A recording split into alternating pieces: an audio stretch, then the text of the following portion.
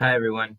In this video of Accelerated Chess Dragon, we're going to be looking at pawn endgames and, to be more specific, about the floating square rule. Now, what exactly is the floating square rule?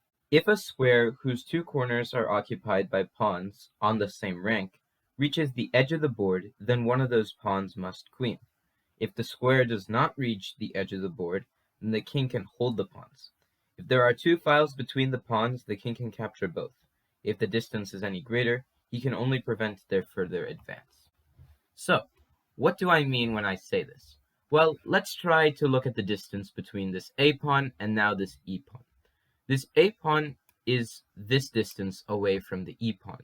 So, if we continue to draw this square, we notice that we get a square that looks something like this. And if you notice something else, the square extends all the way down to the first rank, meaning that one of these pawns are going to queen, regardless of whose move it is. So let's say black to move. Black goes a4. White tries to stop this pawn by playing king b4, and now e4. The other pawn advances. And now if you again try to draw the square, it extends way beyond the chessboard. So this would mean that black has the ability to queen, but white doesn't, because these two pawns are not going to be going anywhere. So white will take the pawn on a4, and black will play e3, and now white has no way of stopping this pawn from queening, because now if we draw the square, we notice that white cannot either get in it on the next move, or they're not in the square at the moment. So this case, it would be a loss. But what happens if we shift the pawns to a6 and e6, and we try the same position? Let's see what happens. That's a little bit different.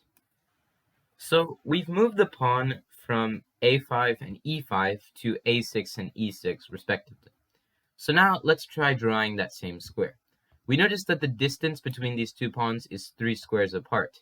So now if we continue to try drawing the square, we realize that it now only extends down to the second rank, meaning that the pawns do not have the same effect as previously before. So in this case, let's say it's black to move. Black cannot play the move a5. It simply loses, because white can go king b5, and pushing the pawn to a4 won't help, because white can take and stop the e pawn in time. And e5 doesn't help either, because after king takes a5, we now examine the square of the pawn again, and we see that white is actually in the square and is actually able to stop the pawn from queening, and thus white's winning. Another move that you cannot try is, instead of going a5, you cannot try king to h6 either. And it's because white goes king d6. It's not necessarily about the square of the pawn this time. It's now simply about who can beat the other person in the pawn race. So black will go a5, white will take the pawn on e6, a4, king f7, a3, g7, a2, g8 queen, a1 queen. It looks like a tie, but white has one move up his sleeve, which easily wins, queen g6, and this is checkmate. So king h6 nor a5 both don't work. So that means black is going to have to try playing king f6, and unfortunately this is the best way that black can hope for a draw. King c6 by white, trying to go back and forth and be able to stop the pawns just in case. And it's important to note that you should not go king to b6, because after e5, king c5, otherwise you cannot stop the pawn from queening. Now the pawns extend to the first rank, so now white's chances of actually drawing are not here anymore. So king b6 doesn't work, and that's why king c6 must be played, and now king g7. Black goes back to g7 and is hoping that white will continue repeating, and then it's a draw. Another way to draw could have also been playing e5, and after king d5 is played, you just go a5. Now this seems like it's winning for black, because the pawns will extend all the way down to the promotion square. However, white can interpose this move g7, and after this move is played, black's hopes of actually winning the game have just been crushed. Because if black takes the g7 pawn, then king takes e5, and yet again we examine the square of the pawn, and we realize that white can actually stop the pawn in time. And black is going to stop our h-pawn, but we do not really care about that as white. So finally, after king g7, we just go back to c5, and the position repeats itself. And really, neither side can make any progress whatsoever. Let's look at a couple more examples. In this next position, we see that black has two pawns on the 5th rank, the A pawn and the D pawn. However, if we try to use the floating square rule, we notice the pawns don't exactly go to the 1st rank, meaning that white can stop the two pawns, and white with two extra pawns against black can easily win just by bringing the king over to the king side and aiding the advancement of them. So let's say it's white to move. White is going to play the move king a4, obviously trying to stop this pawn first.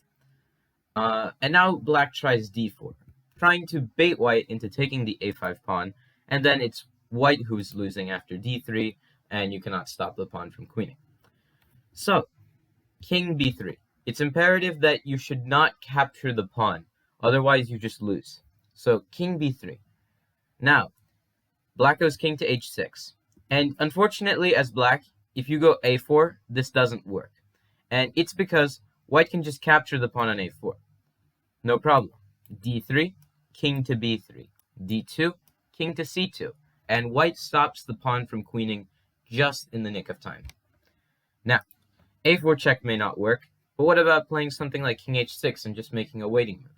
Well, now white goes into the position and is going to just capture both pawns.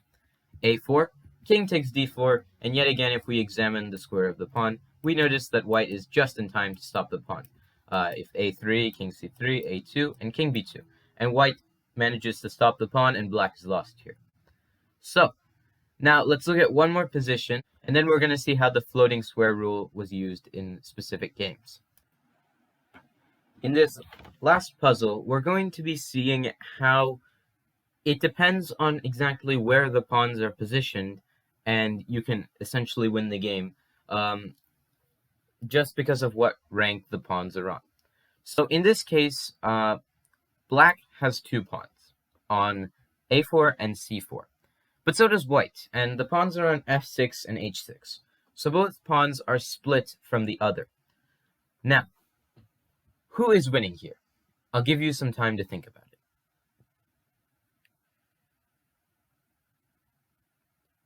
Okay, so the side that's actually winning is white. Why is that so? Because if you draw this square, you notice that white reaches down to the 8th rank. But if you do the same thing for black, it doesn't exactly get there. So, if it's white to move, what does white do? White is going to go king to c3. And in fact, it could also have worked if white went king to a3. Both moves are perfectly fine. King to a3 with the intention of trying to capture this pawn and then get enough time to capture the other pawn. Now, let's first look at king c3. If this is played, then black will obviously try to push a3. And obviously, you cannot take on c4 because a2 and black queens. So, you go king c2, and now black cannot have that same trick of trying to push one pawn and then divert the king's attention and then push the other pawn and promote. So, after king c2, it doesn't matter what you do. If you go a2, then king b2 and the pawn is stopped. And if you go c3, then just king takes c3, a2, king b2. Now, the same thing will also work if king a3 is played. If you go c3 here as black, then you'll just play king a2. And after this, black has no hopes. This pawn will be stopped after, say, c2, king b2. And this pawn, if it tries to advance, will just be captured, and the pawn on c3 is not going to get too far. But if you try to play, after king c3, something for black, like king h7, king h8, king f8, or king f7, none of the moves actually work out in black's favor. Because if the king goes to the f file, whether it be f8 or f7, you push the h pawn. And if the king is going to go to the h file, whether it be h8 or h7, you push the f pawn. Basically, whichever file the king goes to, you push the pawn of the opposite file. So, king h7, you go f7. Obviously now, black cannot go king g7 or king g8 to stop the pawn, because it's guarded nicely by both pawns. And black is lost here.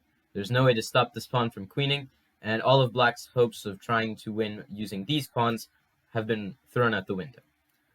So, now let's look at how this was actually employed in real-life games. In this first position, we see that both sides have equal material. However, there is one drawback for black, and that is that white's pawns are a lot more further advanced than black's, unless you count this c pawn on c3. And black's pawns are trying to guard all of the white pawns from trying to queen. However, in this case, it just simply doesn't work. So if you were white here, what would you play?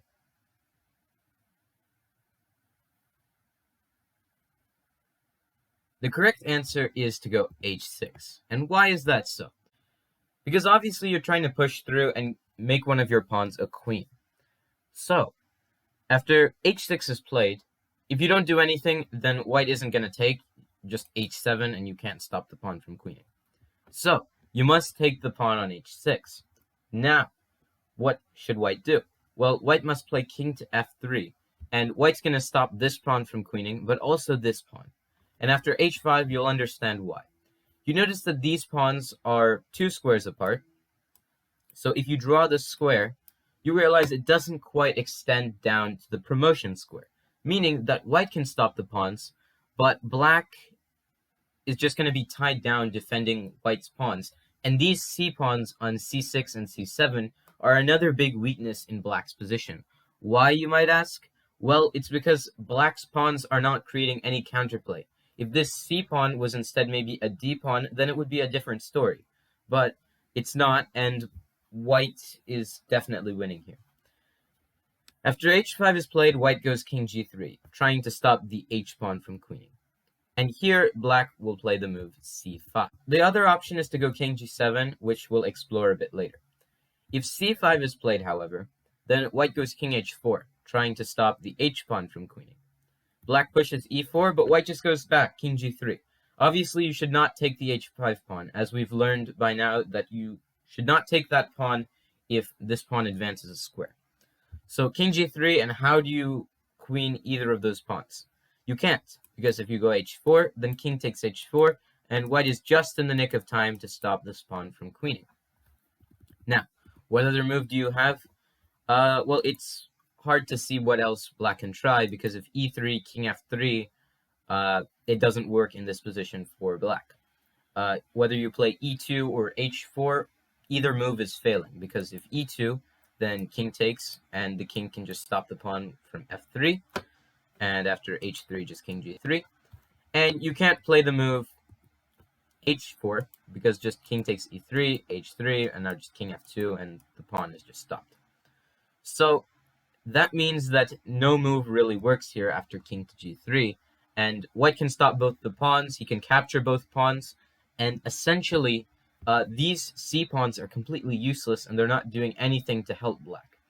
Meanwhile, white's king will just be brought into the game, and that'll basically be it for black, because it's going to be hard to stop 2 pawns from queening when the king is also aiding their advance. So, that was one position, and instead of going c5, you could also have seen what happens if king g7. And here, white will play the move c4, trying to gain a bit of space on the queen side. Black goes c5, and now white goes king h3. And if black pushes either pawn, then it will not work in his favor, because if e4, king g3, king can stop that pawn.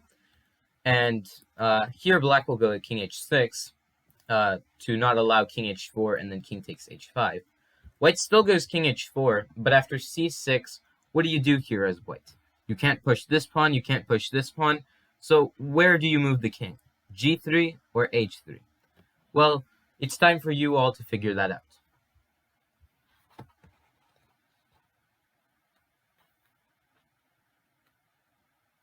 Okay, so white should actually move the king to h3. And why is that? Well, because white is going to triangulate around the king.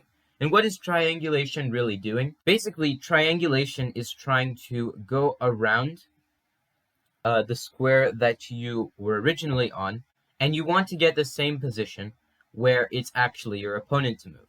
So basically, white wants to get this position, but it is black to move. In this case, it doesn't work because it's white to move. But if we change it to black to move, then it's black who is losing, because white can simply stop this pawn on h5, and this pawn on e4 is also not going to be going anywhere. So white can stop both pawns, black is hopeless, and white will win the game. Because black can never ever capture this pawn on f5 because the other pawn will just advance. So king h3. You're going to triangulate around. King g7. You're not going to go king g5 because then g7 and white's queening. So king g3, king h6, and now king h4. And would you look at that? White has gotten the same position, except it's black to move here. And black is in Zugzwang. What can black really do here? Play e4? That's not going to work because king g3. And now after king g7, king f4. You stop this pawn, and this pawn isn't going to have any hopes of queening because after king takes e4, h3, king f3, h2, you stop it just in time. And after this, let's say queen captures, the king can never capture this pawn, and basically he has to leave the structure as it is, whereas white is just going to come with his king all the way up the board, and after the king approaches g5, black may as well resign as he has nothing left to try. So, let's look at one more example of the floating square rule. In this last position, it is white to move. Now, white would actually have secured a draw in this position if they had went for one of two moves. Either a5 or rook to a3 would secure a draw. Now, how is this possible? Well, if you play the move rook a3 here, then black will obviously try to make progress with king to e4. You go a5, and you're not worried about the b5 pawn here as black, you're instead going to play the move d3. Now, although you could capture the b5 pawn, black's attention is mainly going to be on pushing the d pawn down the board. a6, king e3, and now rook takes d3 check. Obviously, there was a threat of rook b1, and to stop that, white took on d3. King takes d3, and after a7, white is actually able to draw the game. How is this possible? Because white's pawns are just about to queen, but yet white is actually able to draw. And how is that? Well, because black can just capture the pawn on b5, and weirdly enough, black is fine here. Because if you queen here as white, then check. King to f2, check. There's a perpetual check on the first and second rank. And it doesn't matter how many times you go to f1, to g1, to h1, anywhere on the first rank, and then you go back to the second rank. It doesn't matter about that, because you're just going to constantly get checked. And if you actually try to prevent all of these checks by bringing the queen all the way back to g2, then it's white who's actually losing, because after rook takes g2 check, king takes g2, king e3. Black has one extra pawn, and is also very close to white's position to easily capture this pawn on g3 and advance the two pawns on f5 and g4. So rook a3 would have drawn, but also a5 would, because after rook takes b5, rook a3, the purpose is just to push the pawn, tie down this rook, because obviously you don't want white to queen, and then simply with a tied down rook that black has, white can easily make progress with this king, and can take the pawn on d4 if this king is ever going to need to aid the rook on a8. So white won't have any trouble here if they had went a5 or rook a3. However, white made the devastating mistake of going rook d2. And after this, black is simply winning. How, you might ask? Well, black trades the rooks off. So now we get into a pawn endgame. Now, what would you do here if you were playing the black pieces?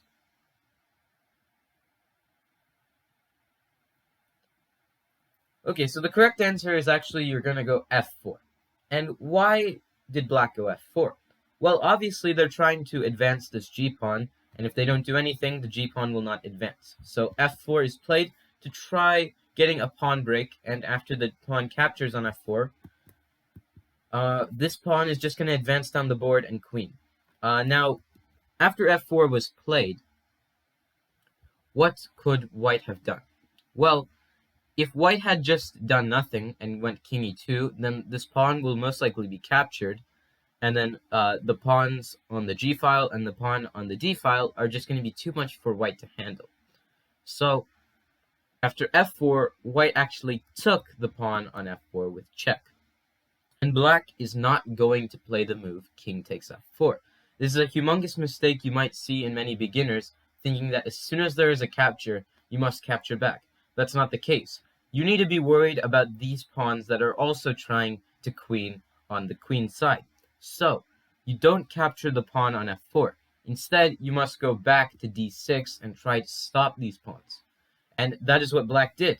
And after a5, g3. Now how do you stop these two pawns? If we draw the square this time, we notice that the pawns are actually going to reach all the way down to the first rank, meaning that black is able to queen and white cannot stop the pawns. So g3, a6, and before white is able to play a7 and a8 queen, black goes king c7.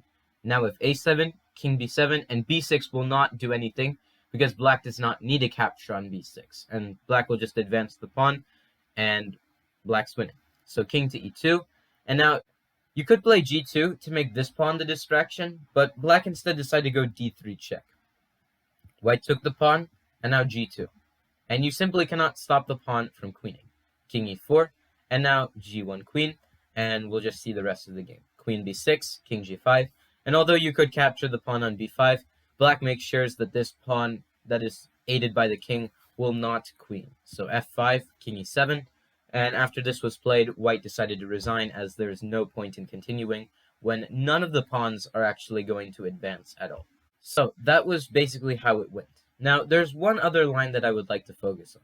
After f4, what could white have done instead of taking on f4? Well, you could go a5 and try to push the pawn.